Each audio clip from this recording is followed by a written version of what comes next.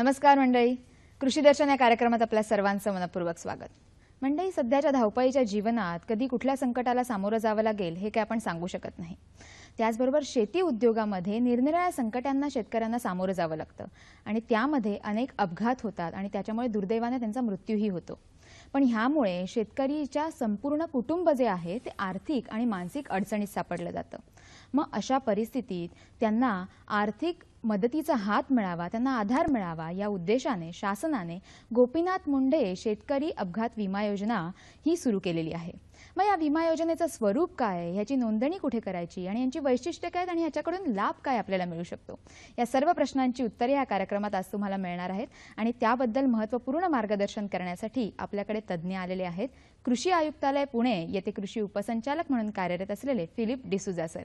नमस्कार सर, खूप खूप स्वागत तुमचं या कार्यक्रमात। नमस्कार। चला तर मग मंडळी सुरुवात करूया आजच्या महत्त्वाच्या विषयाला।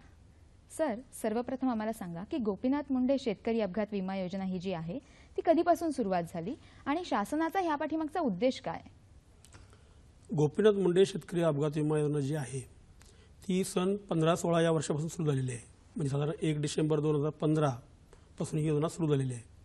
याच्यापूर्वी योजना होती शेतकरी जनता अपघात विमा योजना होती। अच्छा। तथापि त्या योजनेमध्ये जे लाभ होते ते लाभ या योजनेपेक्षा निम्मे होते। म्हणजे आता ह्या योजनेमध्ये डबल केलेले आहेत।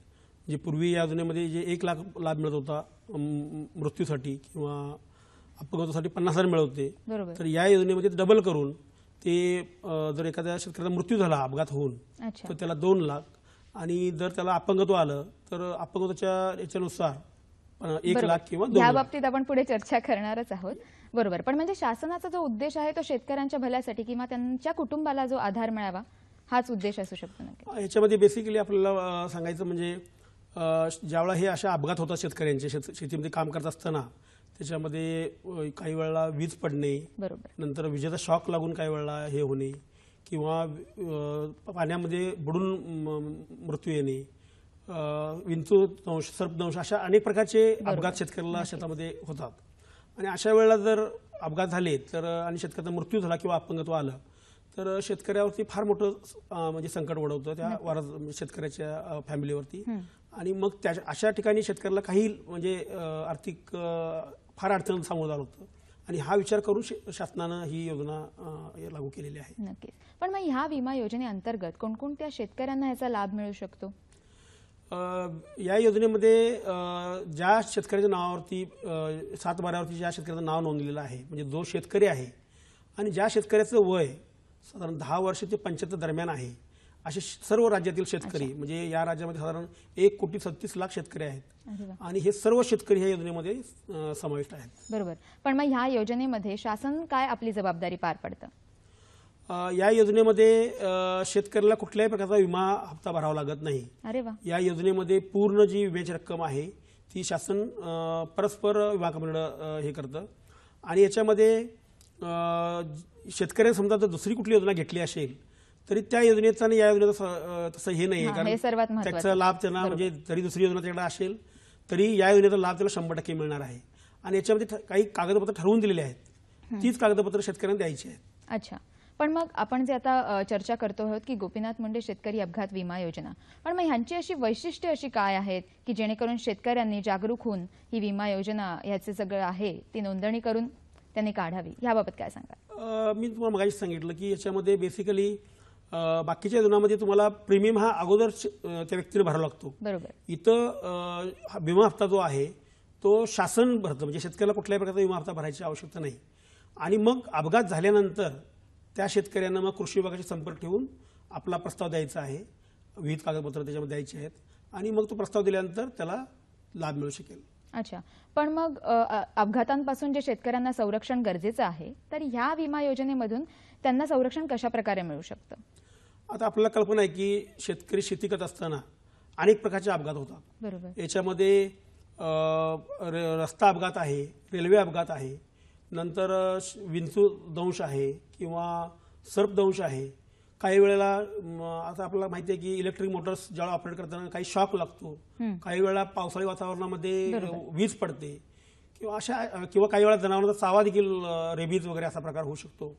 तर अशा अनेक प्रकारचे ज्यावेळेला अपघात होतात तर अशा अपघातामध्ये शेतकऱ्याला त्याला एक तर मयत होऊ शकतो किंवा काही वेळा अपंगत्व येऊ शकतं. आणि मग आपल्या कल्पना आहे, जर शेतकरी करता व्यक्ती जर कुटुंबातलं जर मयत किंवा अपंगत्व आलं तर शेतकऱ्याचं आर्थिक उत्पन्न कमावणंच थांबतं आणि त्या कुटुंबावर फार मोठी आघात होतो किंवा आर्थिक ह्याला सामोरं जावं लागतं. आणि म्हणून त्या शेतकऱ्याला थोडीशी मदत व्हावी ह्याच हेतून ही योजना सध्या कार्यरत आहे. बरोबर.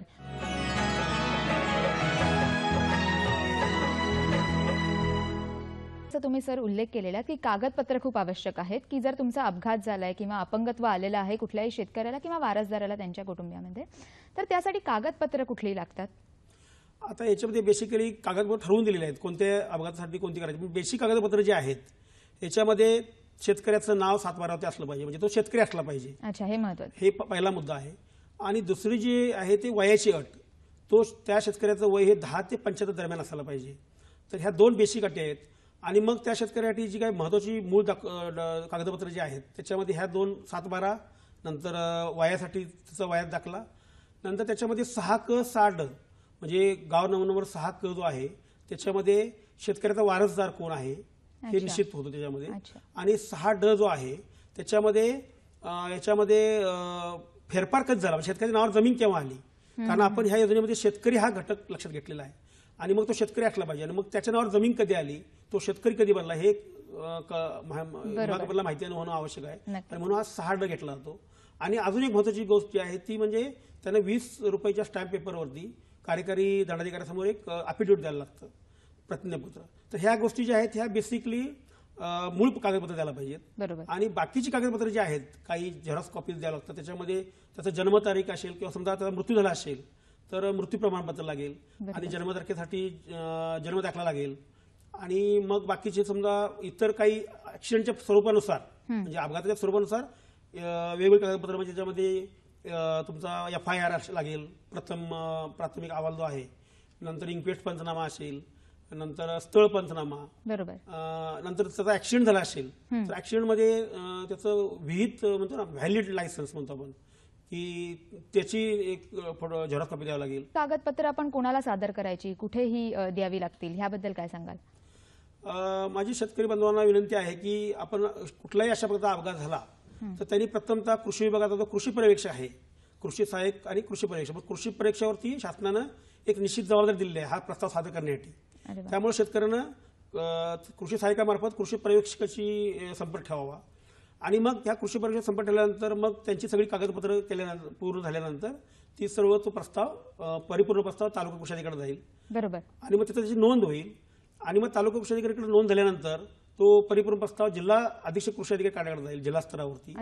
तिथून तो मग संबंधित विमा ब्रोकर कंपनी जी आहे म्हणजे आपण विमा सल्लागार कंपनी म्हणतो त्या कंपनीकडे जाईल. तिथं कागदपत्राची पुन्हा पडताळणी होईल आणि परिपूर्ण प्रस्ताव हा मग संबंधित विमा कंपनीकडे जाईल. बरोबर. पण मग याचबरोबर जर आपल्याला कालावधी जाणून घ्यायचा असेल की या विमा योजनेचा कालावधी काय तर त्याबद्दल काय सांगा?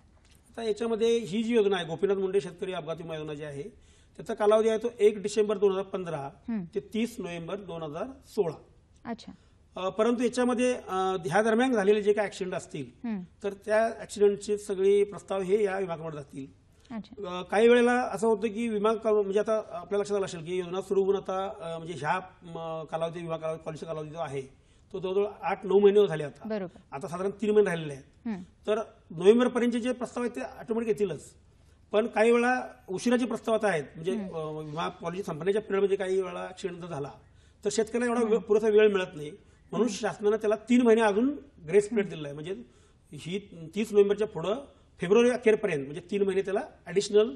म्हणजे ज्या शेतकऱ्याला उशिरा याबाबत माहिती मिळालेली आहे तो शेतकरी पण अर्ज सादर करू शकतो. उशिरा झालेले आहेत बरोबर या लोकांना 30 नोव्हेंबर पर्यंत आपल्या 30 फेब्रुवारी पर्यंत आपल्या 28 फेब्रुवारी पर्यंत हे करता येईल. अरे वा, खूप. परंतु याच्यामध्ये अजूनही अशी प्रोव्हिजन आहे की बऱ्याच वेळा शेतकऱ्यांना माहिती नसतं किंवा काही अडचणी असतात कागदपत्र मिळण्यामध्ये. आणि अशा जर परिस्थितीमध्ये जरी 30 म्हणजे 28 फेब्रुवारी म्हणजे 3 महिन्याचा पिरियड संपूनही जरी शेतकऱ्यांना विमा प्रस्ताव सबमिट केला तर तो विमा कंपनीला नाकारता येणार नाही. त्याचबरोबर जर कोणाची ही योजना असेल सुरू असेल आणि त्याला जर ती नूतनीकरण करायचं असेल तर त्याबद्दल तुम्ही काय सांगाल? ती करू शकतात की कालावधीमध्येच? आता याच्यामध्ये असं आहे की दरवर्षी आम्ही कृषी विभागामार्फत जाहिरात देऊन विमा कंपनी आणि विमा सल्लागार कंपनी यांची नियुक्ती करण्यात येते. अच्छा. आता गेल्या वर्षी या योजनेसाठी आम्ही ई टेंडरिंग पद्धत हे केली आणि ज्या ई टेंडरिंग पद्धतीने जे काही ज्यांच्या निविदा सगळ्यात कमी आल्या त्यांना आम्ही ह्या योजनेमध्ये निवड केलेली आहे. बरोबर. पण मग ह्या वर्षी आता जसं तुम्ही उल्लेख केला की विमा कंपनी किंवा विमा सल्लागार, तर त्याबद्दल तुम्ही काय सांगाल की कोणकोणत्या विमा कंपनीमार्फत ही योजना राबवली जाते आणि त्यांची कशी कार्यपद्धती असते त्याबद्दल काय? आता याच्यामध्ये असं आहे की या गोपीनाथ मुंडे योजनेमध्ये जे 14, 15, 16 या वर्षासाठी एकच विमा कंपनी आहे. अच्छा. नॅशनल इन्शुरन्स कंपनी आहे आणि ब्रोकर कंपनी जी म्हणतो विमा सल्लागार म्हणतो आपण ती बजाज कॅपिटल ब्रोकर्स कंपनी आहे. ह्या 2 कंपन्या आहेत. आता याच्यामध्ये आपल्याला सांगायचं हे वाटतं की विमा कंपनी जी आहे ज्याचे लोएस्ट रेट जे आहेत ज्यांचे निविदा कमी आहेत त्यांची आहे आणि विमा सल्लागारामध्ये देखील त्यांचे रेट्स बाकीच्या 2 गोष्टी भेटतात. त्याच्यामध्ये त्याचं इन्फ्रास्ट्रक्चर आहे का, अच्छा, त्यांच्याकडे मनुष्यबळ आहे का, त्यांना ह्या योजनेचा अनुभव आहे का, ह्या योजना राबवण्यामध्ये शेतकऱ्यामध्ये हे करण्यासाठी ह्या सगळ्या गोष्टी लक्षात घेऊन यांची निवड केली जाते. बरोबर. पण मग ह्या योजनेमार्फत शेतकऱ्याला किंवा शेतकऱ्याच्या वारसदाराला किती रकमेचा लाभ होऊ शकतो हे खूप महत्त्वाचं आहे शेतकऱ्यांसाठी. याच्यामध्ये शेतकऱ्याचा जर मृत्यू झाला तर त्या शेतकऱ्याला 2 लाख रुपये मिळतील. शेतकऱ्याला समजा 2 डोळे किंवा 2 अवयव त्याचे निकामी झाले अपघातामुळे तर त्याला 2 लाख रुपये मिळतील. समजा त्याचा एक डोळा आणि 1 अवयव निकामी झाला तर त्याला 2 लाख रुपये मिळतील. अच्छा. आणि फक्त समजा 1 डोळा किंवा 1 अवयव निकामी झाला तर त्याला 1 लाख रुपये मिळतील.